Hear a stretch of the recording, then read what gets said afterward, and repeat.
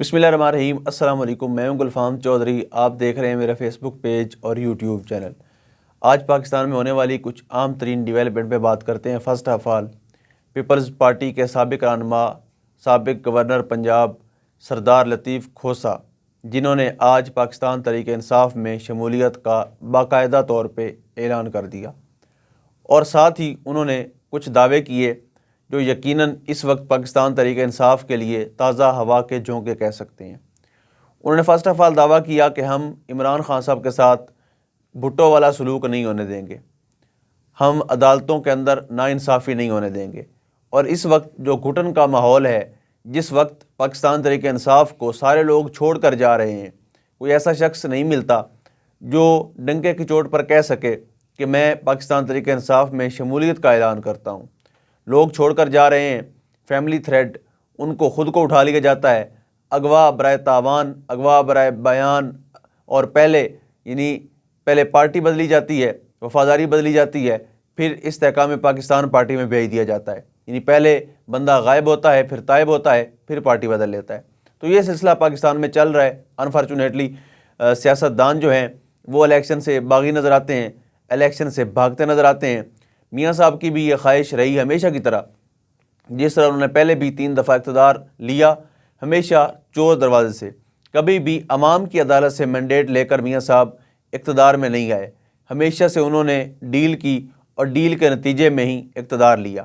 بعد میں جب ان کو نکالا گیا تو اسی عوام کی عدالت میں جا کر وہ سراپا سوال تھے کہ مجھے کیوں نکالا۔ تو اس وقت عوام کو بھی یہ سمجھنے سے عوام قاصر تھی کہ اب ان کو کیا جواب دیا جائے کہ جنہوں نے آپ کو بٹھایا تھا انہوں نے ہی آپ کو نکالا، نہ آپ کے بٹھانے میں عوام کا کوئی رول تھا، نہ آپ کو بھگانے میں عوام کا کوئی رول تھا۔ تو یہ چیزیں چند ایک ہیں کہ سیاستدان کو ہمیشہ سے سیاست پر ہی بلیو رکھنا چاہیے، اور اس کو سیدھے راستے سے ہی اقتدار میں آنا چاہیے۔ چور دروازے کا استعمال جب بعد میں اس کی وجہ سے ذلت کا سامنا کرنا پڑتا ہے، جب الیکٹیبل وفاداریاں بدلتے ہیں، تو پھر میاں صاحب ہوں یا کوئی اور ہوں، وہ روتے نظر آتے ہیں اور سوال کرتے ہیں کہ ہمارے ساتھ زیادتی ہو گئی، عدلیہ کا استعمال ہمارے خلاف ہوا۔ ریسنٹلی اگر آپ دیکھیں تو قاضی فیض عیسی صاحب کی عدالت میں لوگ انصاف کے متلاشی ہوتے ہیں، لوگ انصاف کے منتظر ہوتے ہیں، اور وہاں سے سائلین کے لیے خصوصی طور پر ہتک آمیز رویہ اختیار کیا جاتا ہے۔ چیف جسٹس سپریم کورٹ وہ انصاف دینے کی بجائے انصاف سے بھاگتے نظر آتے ہیں، انصاف کے راستے میں رکاوٹ نظر آتے ہیں۔ ان کی عدالت میں کوئی خواتین جائیں یا مرد جائیں، ان کے ساتھ برابر کا سلوک کیا جاتا ہے، اور وہ برابر کا سلوک کس طرح سے کیا جاتا ہے کہ سب کو سبکی کا سامنا کرنا پڑتا ہے۔ اگر تو انصاف لینے والے کا تعلق مسلم لیگ نون سے ہو تو ان کو نہ صرف ویلکم کیا جاتا ہے بلکہ سستا اور فوری انصاف مہیا بھی کیا جاتا ہے۔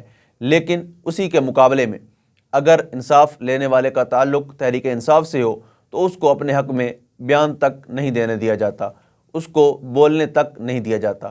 تو آج سردار لطیف کھوسہ کی شمولیت پاکستان تحریک انصاف کے لیے تازہ ہوا کا جھونکا ہے، اور جس طرح انہوں نے کہا کہ اب آپ بڑی بڑی تبدیلیاں دیکھیں گے، چودھری اعتزاز احسن بھی آنے والے دنوں میں آپ کو نظر آئیں گے پاکستان تحریک انصاف کے جھنڈے کے نیچے۔ تو اب دیکھتے ہیں کہ چودھری اعتزاز احسن کب اعلان کرتے ہیں، اور یہ وہ شمولیت ہے جو یقیناً پاکستان کے سیاسی رخ میں بہت بڑی تبدیلیاں لا سکتی ہے، اور اس قابل ہیں کہ پاکستان کا سیاسی رخ بدلا جا سکتا ہے۔ پاکستان کے اندر جو گھٹن زدہ ماحول ہے، اس میں تبدیلی کا موجب بن سکتا ہے۔ اس کے بعد کل ہم نے دیکھا، جس طرح آپ کو پتہ ہے کہ اس وقت پورے پاکستان میں حکومتی مشینری کا بے دریغ استعمال جاری ہے، اور اگر پنجاب میں ورکر کنونشن ہو، بلوچستان میں ہو، خیبر پختونخوا میں ہو، خیبر پختونخوا اس وقت ٹاپ پہ جا رہا ہے۔ جس طرح انہوں نے خوف کے بت توڑے، اور جس طرح سے انہوں نے اپنا آپ منوایا، انتظامیہ کا انہوں نے ہر ظلم سہا، ہر زیادتی برداشت کی، لیکن ورکر کنونشن کر کے دکھایا۔ وہاں پر شیر افضل مروت صاحب جو پہاڑوں میں جنہوں نے راتیں گزاری، جنہوں نے گولیوں کا سامنا کیا، جنہوں نے اس لیول کا جو تھریٹ تھے وہ برداشت کیے، ان کا پیچھا کیا جاتا رہا، لیکن وہ اپنی منزل سے پیچھے نہیں ہٹے۔ شیر افضل مروت صاحب نے کامیاب ترین ورکر کنونشن کیے، اور ان ورکر کنونشن کو جلسوں کی صورت میں تبدیل کیا۔ جہاں پر وہ ورکر کنونشن ہونے تھے، وہاں پر انتظامیہ کی زیادتی کی وجہ سے وہاں پر وہی ورکر کنونشن جو چند لوگوں کے لیے تھا، وہاں پر ہزاروں کی تعداد میں لوگوں نے آ کر یہ ثابت کیا کہ آپ طاقت سے ہم پر حکومت نہیں کر سکتے۔ اب بلوچستان میں ورکر کنونشن ہونے تھے تحریک انصاف کے اور شیل وزر مرو صاحب نے جانا تھا، وہ لاہور ہائی کورٹ میں آئے اور ان کو باہر سے گرفتار کر لیا گیا 3 MPO کے تحت۔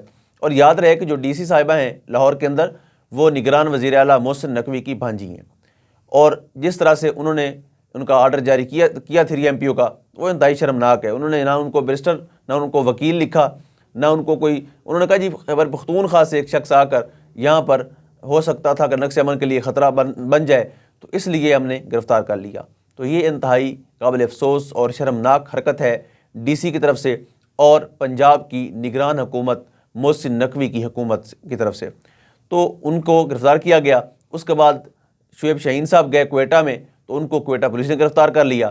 ایک ایسے ماحول کے اندر بلوچستان، جس کو سمجھا جاتا ہے کہ یہ اسٹیبلشمنٹ کا گھر ہے، جس طرح کشمیر کے حالات ہیں کہ انفارچونیٹلی جہاں پر جن کی حکومت ہوتی ہے کشمیر میں، اسی کے ساتھ عوام بھی ہو جاتی ہے، اور جس کی حکومت اسلام آباد میں ہوتی ہے، پاکستان میں ہوتی ہے، وفاق میں ہوتی ہے، اسی کے ساتھ ہی کشمیر کی حکومت بھی انہی کو دے دی جاتی ہے یا دلوا دی جاتی ہے۔ اب جب حالات رخ بدلے تو اس کے ساتھ جب ادھر PDM کی حکومت آئی تو کشمیر میں مسلم لیگ نون نے اپنا بندہ بٹھا دیا۔ اب بلوچستان کو بھی انہی کے ساتھ کنسیڈر کیا جاتا تھا، لیکن وہاں پر لوگوں نے اپنا فیصلہ سنا دیا ہے۔ سالار خان کاکڑ، جس کی سربراہی میں اتنا بڑا ورکر کنونشن، بلکہ جلسہ جس میں ہزاروں لوگوں نے شرکت کی، پولیس نے راستہ روکا، عوام باز نہیں آئے، عوام نہیں مانے۔ اب لوگ یہی پیغام دے رہے ہیں نکل کر کہ عوام نہیں مانے گی، وہ اپنا حق لینے کے لیے سڑکوں پر نکل آئے ہیں۔ تو بلوچستان کی صورتحال بہت ہی حیران کن تھی۔ وہاں پر جو ماحول تھا وہ قابل دید تھا اور لوگوں نے اپنا فیصلہ سنا دیا۔ جس طرح میں نے پہلے ذکر کیا کہ لاہور کے اندر DC نگران وزیر اعلیٰ کی بھانجی ہیں، اسی طرح سے وزیر آباد میں ایک واقعہ رپورٹ ہوا کہ حاجی امان اللہ وڑیچ ہیں، ان کے بیٹے کو ہی وہاں کا ریٹرننگ آفیسر تعینات کر دیا گیا ہے۔ یعنی انفارچونیٹلی ہمارے پاکستان کی سب سے بڑی عدالت کے سب سے بڑے قاضی جن کے پاس یہ کیس گیا، اور انہوں نے بجائے دوسرے فریق کو بلا کر سننے کے، تحریک انصاف کو بغیر سنے، انہوں نے عمیر نیازی کو توہین عدالت کا نوٹس جاری کر دیا۔ جب مشال یوسف زئی بولنے لگیں تو ان کو بھی چپ کروا دیا گیا اور انتہائی ہتک آمیز رویے کے ساتھ ان کو ڈیل کیا گیا۔ ان سے یہاں تک پوچھا گیا کہ آپ کہاں سے پڑھی ہیں، آپ کی ڈگری کہاں سے ہے، آپ وکیل بھی ہیں؟ یعنی یہ قاضی صاحب کو کس نے رائٹ دیا ہے وہ کسی کو اس طرح سے ٹارگٹ کریں یا اس طرح سے کسی کی انسلٹ کریں؟ تو یہ کسی کو بھی بینگ اے مین یا انسانی تقاضے کے مطابق بھی، اخلاقی اعتبار سے بھی ان کو یہ حق نہیں پہنچتا کہ وہ کسی کے ساتھ اس رویے میں بات کریں۔ اور قاضی صاحب تو ماشاءاللہ سے نوابی کے اس انداز میں چلے گئے ہیں کہ اب انہوں نے ایک نیا ایکٹ جاری کر دیا کہ اب ججز کی بیگمات کی بھی تلاشی نہیں لی جائے گی، ایئرپورٹ پر ججز صاحبان کی بھی تلاشی نہیں لی جائے گی، اور ان کی بیگمات کی بھی کسی طرح سے چیک اینڈ بیلنس نہیں ہوگا۔ تو یہ بات کیوں کی جا رہی ہے؟